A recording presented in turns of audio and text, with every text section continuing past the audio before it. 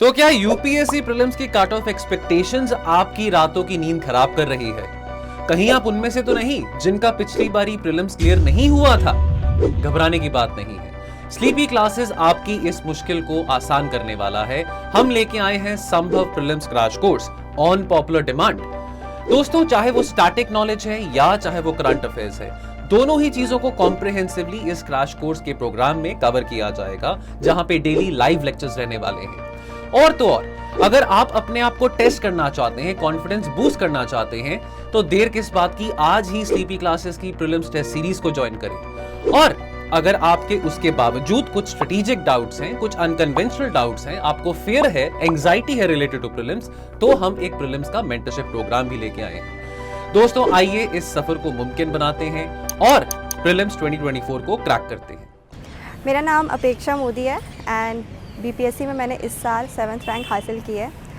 ये मेरा first attempt था बीपीएससी में। इसके पहले मैंने यूपीएससी का 3 अटैम्प्ट दिया था, जिसमें मेरा प्रीलिम्स नहीं हुआ था। एंड मैंने यूपी पीसीएस में इंटरव्यू तक मैं गई थी 2021 में, और इस साल मैंने यूपीएससी का भी मेंस लिखा है। और मैं अपनी जर्नी के बारे में बताऊंगी कि मैंने किस तरीके से प्रिपरेशन की और क्या मेरा जर्नी रहा है सो फार।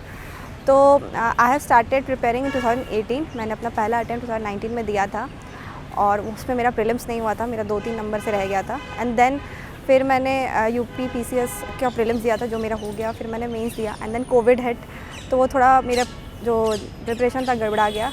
एंड देन मैं इंटरव्यू तक गई, उसके बाद मेरा इंटरव्यू भी क्लियर नहीं हुआ। तो 2021 में I appeared again for UPSC and वो मेरा 0.44 मार्क्स से रह गया। तो काफ़ी वो डाउन फेज था मेरी लाइफ का। बट फिर मैंने एक चूज़ किया कि मैं विथ वर्क इस प्रिपरेशन को करूँगी।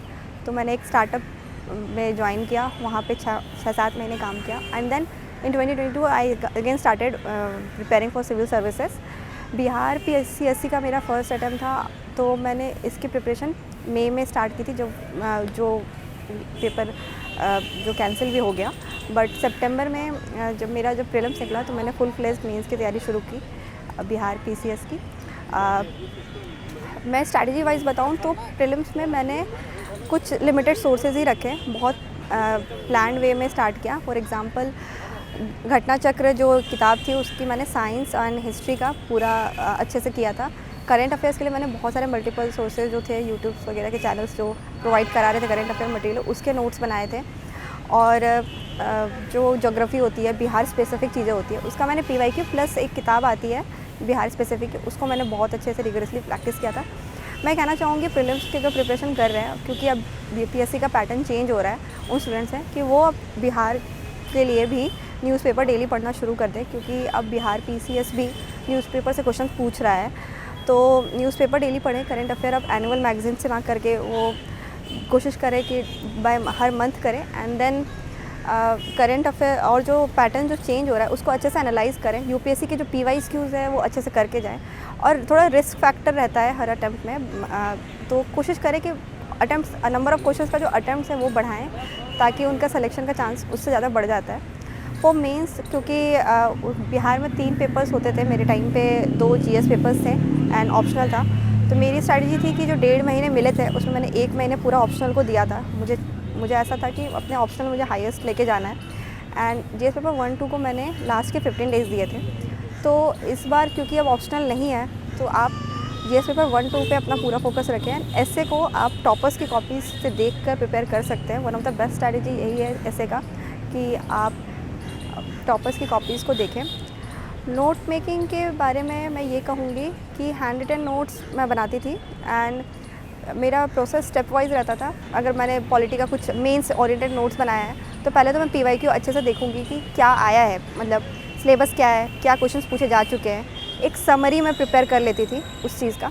उसके बाद जब मैं पॉलिटी के नोट्स बनाती थी, तो पहले तो जितना लिख सकते हैं हर तरह की चीज़ें मैं लिखती थी। फिर सेकेंड रिविज़न में उसको शॉर्ट करती थी, और ऐसे थर्ड रिवीजन तक मेरा एक क्रिस्प नोट्स तैयार हो जाता था। रिवीजन का भी मेरा स्ट्रैटेजी यही था कि मैं उसको छोटा करती रहती थी। अगर वो 50 पेज का नोट्स बनाया, तो उसको फिर 10 पेज पे लेके जाओ, फिर 2 पेज पे लेके जाओ, एंड एग्ज़ाम के एक दिन पहले तक वो 1 पेज में आके सिमट जाता है। तो अगर आप ये अचीव कर लोगे कि एग्ज़ाम के एक रात पहले आपके पास सिर्फ 1 पन्ना बचा हुआ है, जिसमें आप छोटे छोटे बॉक्सेस में लिख रहे हो चीज़ों को, बस वन वर्ड में आप डिस्क्राइब कर ले रहे हो, तो वो रेप्लिकेट करना आसान हो जाता है एग्ज़ाम में। तो ये चीज़ मेरे साथ वर्क किया मेंस में। मैंने ऐसे ही प्रिपेयर किया था मेंस के नोट्स को सारे के सारे सब्जेक्ट्स के, कि मुश्किल से 2 पेज में सारे कंटेंट आ जाते थे एक जगह पे। और मेरा ऐसा मानना है कि मेंस की प्रिपरेशन जो होती है वो काफ़ी स्ट्रैटेजी वाइज की जाए तो काफ़ी अच्छे से हो सकती है। फॉर एग्ज़ाम्पल, अगर आप सिलेबस को बस उठा के देखोगे, उसमें जो कीवर्ड्स हैं उनको आप लिखना शुरू कर दोगे तो वो आपको बहुत हेल्प करेगा। अब मैं क्वेश्चन अटैम्प्ट कैसे करना है उसके बारे में बताऊंगी। तो मेरे हिसाब से जो क्वेश्चन अटैम्प्ट करने का तरीका होना चाहिए वो टू द पॉइंट होना चाहिए।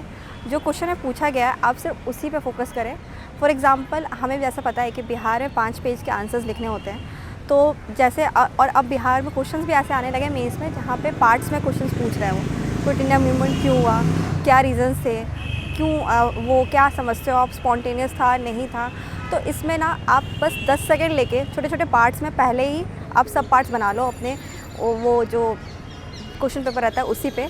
और जैसे 5 पेज लिखना है तो कोशिश करो कि वो पाँचों पार्ट पे एक एक इक्वल स्पेस डिवोट करो।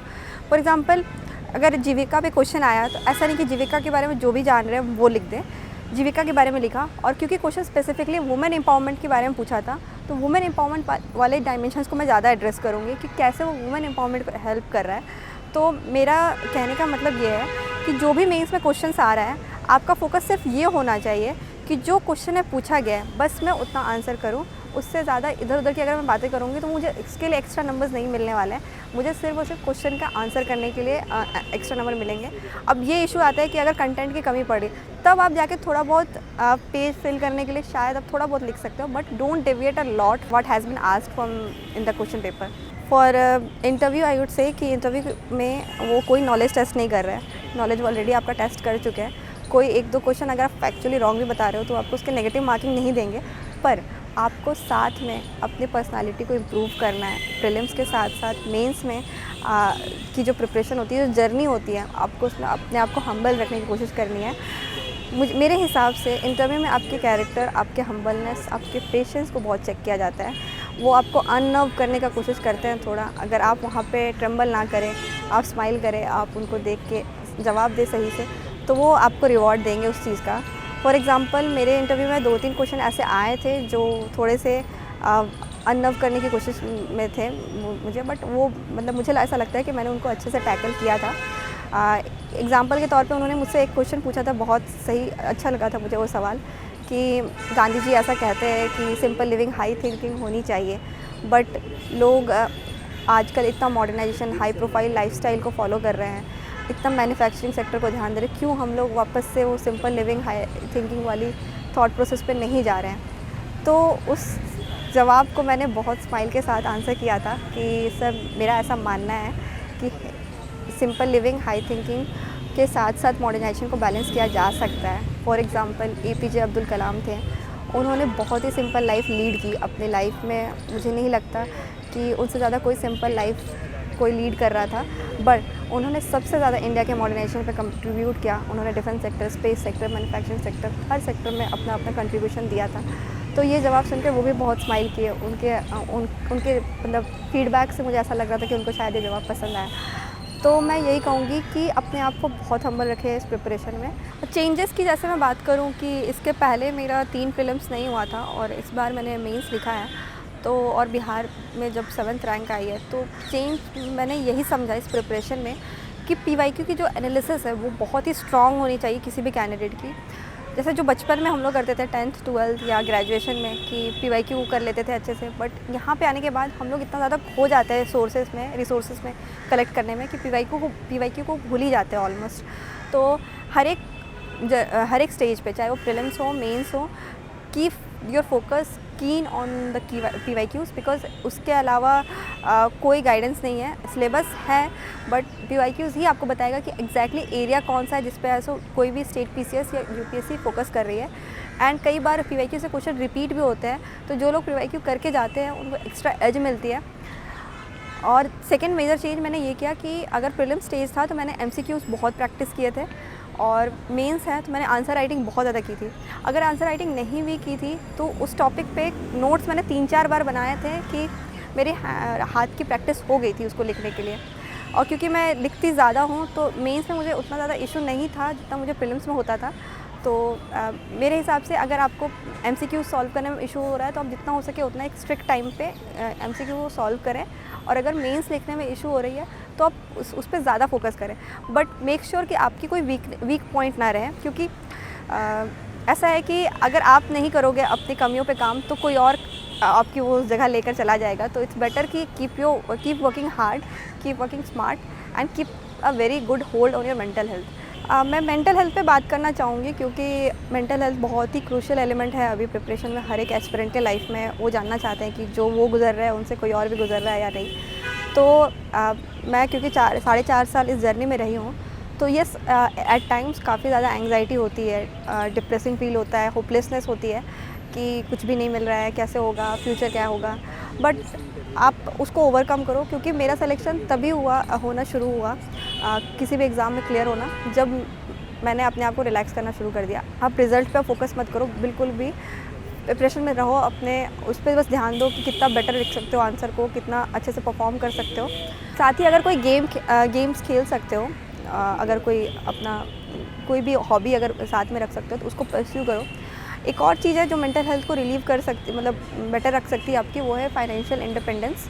तो मैंने आफ्टर सेकेंड ईयर मतलब 2021 में मैंने एक कोचिंग में as a part time job करना शुरू कर दिया था, क्योंकि मुझे उससे फाइनेंशियल इंडिपेंडेंस मिलती थी और मुझे थोड़ा रिलीफ मिलता था। और सेकेंडली मैं मेडिटेशन पे बिलीव करती थी, तो हाँ मैंने मेडिटेशन कर लो, वॉक पे चले जाओ शाम पे, और फ्रेंड्स के साथ थोड़ी बातें कर लो, लोड मत लो, बहुत ज़्यादा आइसोलेशन में खुद को ना बंद करो, ओवर थिंकिंग से थोड़ा सा बचो, और रिज़ल्ट पे ज़्यादा फोकस ना करके प्रिपरेशन की जर्नी में एंजॉय करो। क्योंकि अगर आप इस प्रिपरेशन की जर्नी में हो तो trust me, you are better than many of the candidate जिनको ये अपॉर्चुनिटी तक नहीं मिल पा रही है। तो take this as a privilege कि आपको प्रिपरेशन करने का मौका मिला है and utilize it to the fullest. Routine के बारे में जैसा कि मैं बोल सकती हूँ कि रूटीन मेरा ऐसा था कि मैं मॉर्निंग पर्सन हूँ, तो मुझे सुबह उठकर पढ़ना ज़्यादा अच्छा लगता है। मैं जनरली सुबह उठ जाती थी जितना जल्दी हो सके, एंड कोशिश यही रहती थी कि दिन भर में कम से कम 7-8 घंटे की पढ़ाई हो जाए। आई बिलीव कि डेली पढ़ना ज़्यादा ज़रूरी है, न्यूज़पेपर किसी दिन मिस ना करो तो ज़्यादा बेटर है, और अगर हो गया तो उसको कवर अप कर लेना। और अगर आप नाइट शिफ्ट वाले हो तो भी कोई इशू नहीं है, but the thing that I want to focus is बहुत ज़्यादा स्ट्रिक्ट रूटीन के चक्कर में ये गिल्ट फीलिंग कैरी नहीं करना है कि मैंने तो आज 1 घंटा वेस्ट कर दिया है तो पूरा दिन चला गया। नहीं, कोई बात नहीं, अगर आपका 1 घंटा 2 घंटा इधर उधर भी हो रहा है, जस्ट टिक कि एटलीस्ट 7-8 आवर्स आपकी डेली पढ़ाई हो जाए। और कभी कभी हम बच्चे लोड ले लेते हैं कि एग्जैक्ट टाइम टेबल बनाते हैं कि 9 से 11 बजे तक ये करना है, 12 से 2 बजे तक ये करना है। उतना ज़्यादा स्ट्रिक्टनेस, उतना ज़्यादा प्रेशर लेने की भी ज़रूरत नहीं है। बहुत मेरा मानना ऐसा है, मैंने अपनी लॉन्ग जर्नी में यही सीखा है कि चीज़ों को बहुत ही सिंपल रखो। रूटीन अगर सुबह मॉर्निंग पर्सन हो तो सुबह उठ के पढ़ो, अगर नाइट पर्सन हो तो नाइट पर्सन की रूटीन रखो। बहुत ज़्यादा स्ट्रिक्ट कुछ भी रखने से बहुत ज़्यादा आउटकम मुझे नहीं लगता है कि ऐसा मिलता है। जहाँ तक खुद को फ्रेश और एनर्जेटिक रखने की बात है, तो कभी भी ऐसा होता था, तो I believe in prayers a lot. तो the one book that I always use to read वो दैट वाज भगवद गीता। तो भगवद गीता को मैं बहुत ज़्यादा मतलब सोली पढ़ती थी, या फिर एक सारेगामा पे उनकी बहुत अच्छी सी डिस्क्रिप्शन है तो मैं उनको लगाकर सुनती रहती थी। एंड सेकेंड मेजर जो मोटिवेशन रोल मॉडल मेरे रहे हैं वो APJ अब्दुल कलाम रहे हैं। तो मैं कभी कभी उनकी जो ऑटोबायोग्राफी है द विंग्स ऑफ फायर, जो गुलजार साहब की ट्रांसलेशन में है, मतलब आवाज़ में है, तो उनको मैं कभी कभी सुन लेती थी, और उनसे मुझे पूरे दिन, मतलब जब भी मुझे डीमोटिवेटेड फील होता था वो मुझे एनर्जाइज कर देता था। तो ये छोटे मोटे ट्रिक्स मैं लगाती थी जो मुझे बहुत लो मोमेंट्स में हेल्प करता था। और मेरी जर्नी में मेरी सिस्टर का काफ़ी बड़ा रोल था, क्योंकि she has been at every stage of my life. उसने मेरा फेलियर देखा है, सक्सेस देखा है। तो मैं मतलब मानती हूँ कि आपकी लाइफ में भी अगर कोई ऐसा है जो पूरे टाइम एक रॉक पिलर की तरह खड़ा है, तो keep a hold on them. अपने लाइफ में 1-2 इंसान ऐसे रखें जो आपको संभाल ले जब आप गिर रहे हो। फॉर एग्ज़ाम्पल, जब मेरा UP PCS में नहीं हुआ था, तो जो मेरे फ्रेंड्स थे उन्होंने काफ़ी पुश किया था मुझे, मेरे पेरेंट्स ने बहुत ज़्यादा पुश किया था। तो हो जाता है, एक टाइम पे सब डिमोटिवेट होते हैं, but I think with time आपको सक्सेस मिलेगी। keep your focus on the examination and keep working hard. And thank you DKT for giving me this opportunity कि मैं यहाँ पे आई हूँ.